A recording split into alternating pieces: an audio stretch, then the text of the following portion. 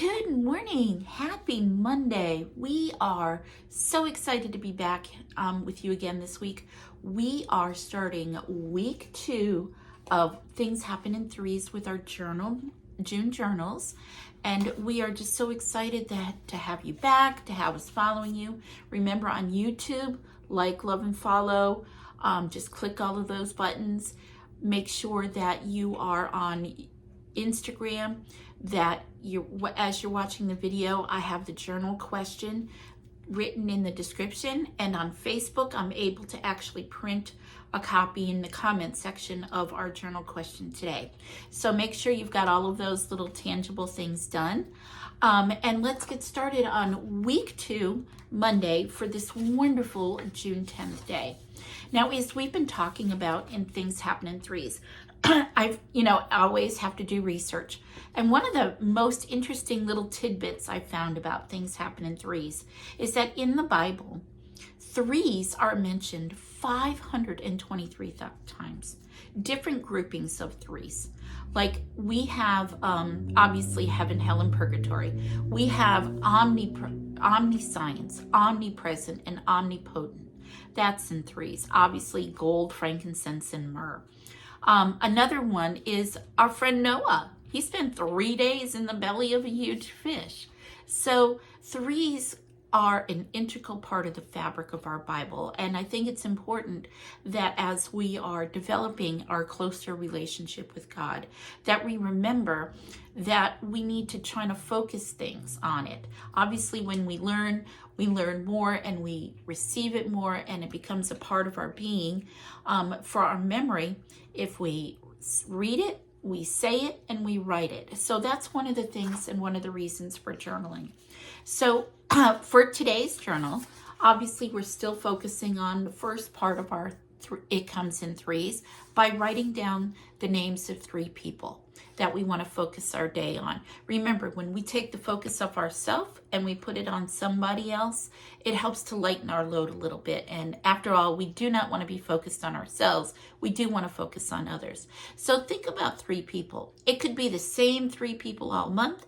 It could be like I did last week. I kind of lumped 3 people together that I wanted to pray about the same topic, like work or a death in the family or a cancer or a health issue, looking for jobs. Those were the kind of like groupings. And this week I'm just going to do it a little bit differently and just be focusing on 3 people that are just on the outskirts of our immediate family, and just kind of do it that way.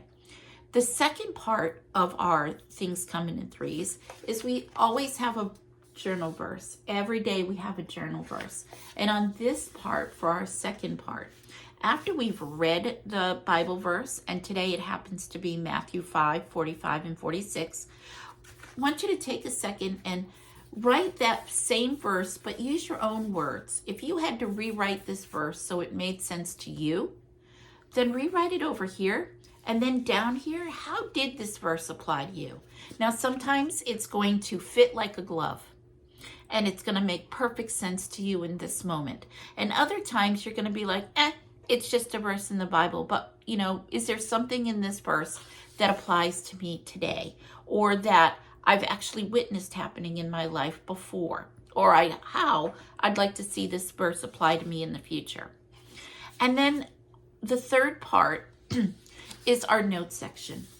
Now, whenever we're journaling, it's important that we write down our thoughts for the day, our worries for the day, our concerns for the day, our joys for the day, something we've been praying about for a while, and that's fine in your notes section. How I've chosen to do it is to include the 6 steps of journaling. I've been journaling for 17 years now, maybe even longer than that. But I have found the pattern of 6 steps for journaling to just kind of help include my day. So the first thing that I do is I write gratitude. What am I grateful for today? Do I have anything to confess? Was I driving in the Villages yesterday? I might have 1 or 2 things to confess. Who do I need to seek forgiveness from? Or what do I want to seek forgiveness from? Sometimes it's what I'm confessing to. Sometimes there's something that's been bubbling up in my body, in my mind, or in my heart that I want to write down and just ask God first for forgiveness. And then I do my journal question. Now, I tend to write it up here, and then I leave space to answer. And I always want to take a minute or two before I start to answer it to really just kind of ponder that question for a minute, to really pray about it, to see how God might be leading me to answer it. And then I write my answer here. And finally, the last step for journaling is to obey. Whatever I feel like the answer to this question is, I want to obey it. And today's question definitely goes in line with Matthew 5:45 and 46. That Bible verse today is that you may be children of your Father in heaven.